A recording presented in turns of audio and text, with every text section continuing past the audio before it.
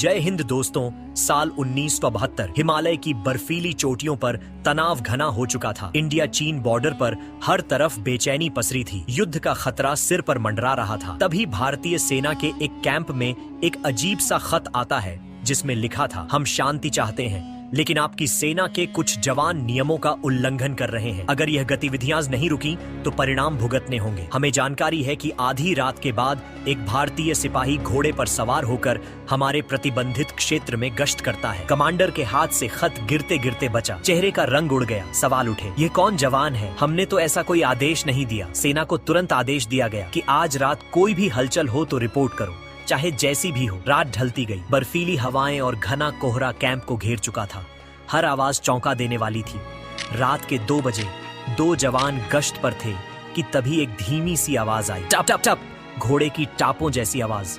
फिर धुंध से एक साया उभरा। सफेद घोड़े पर सवार एक भारतीय सिपाही, पगड़ी पहने, यूनिफॉर्म में सजा, चेहरा शांत लेकिन आंखों में एक अलग ही चमक, जैसे वो किसी दूसरी दुनिया से देख रहा हो।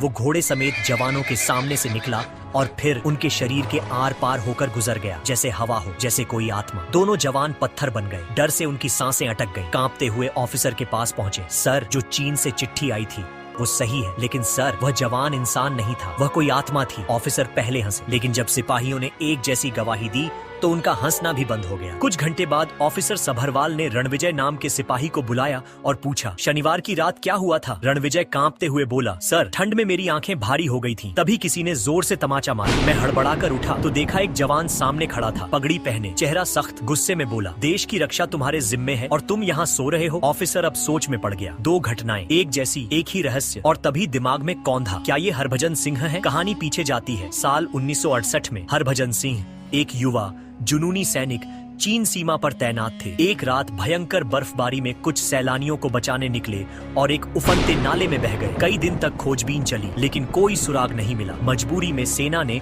उन्हें भगोड़ा घोषित कर दिया। लेकिन 3 दिन बाद उनके एक साथी को सपना आया जिसमें हरभजन सिंह कह रहे थे, मुझे भगोड़ा मत मानो, मेरी लाश नदी के मुहाने पर है, जाकर ढूंढो। जब सेना ने खोजबीन की तो सचमुच वहीं से उनकी लाश और राइफल मिली। पूरे कैंप में शोक की लहर दौड़ गई।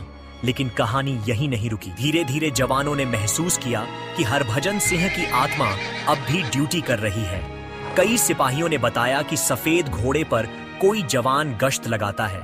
रात के सन्नाटे में घोड़े की टापों की आवाजें गूंजती हैं। एक रात ऑफिसर सभरवाल को सपना आता है जिसमें हरभजन सिंह चेतावनी देते हैं, बॉर्डर के उत्तर में चेकपोस्ट पर हमला होगा, सैनिक भेज दो। ऑफिसर ने फौरन अतिरिक्त सैनिक भेजे और सचमुच वही हुआ। चीनी टुकड़ी हमला करने आई लेकिन भारतीय सेना तैयार थी। हमला नाकाम हो गया। इस चमत्कार के बाद हरभजन सिंह के सम्मान में गैंगटॉक में उनका मंदिर बनवाया गया। उनकी सैलरी और छुट्टियां वर्षों तक जारी रही। और आज भी कहा जाता है कि हरभजन बाबा सीमा की रक्षा करते हैं। जब तेज बर्फीली हवाओं में दूर से घोड़े की टापों की आवाज आती है तो जवान समझ जाते हैं बाबा हरभजन सिंह आज भी अपने फर्ज पर हैं। तो बाबा हरभजन सिंह के लिए क्या कहना चाहोगे? कमेंट में बता सकते हैं।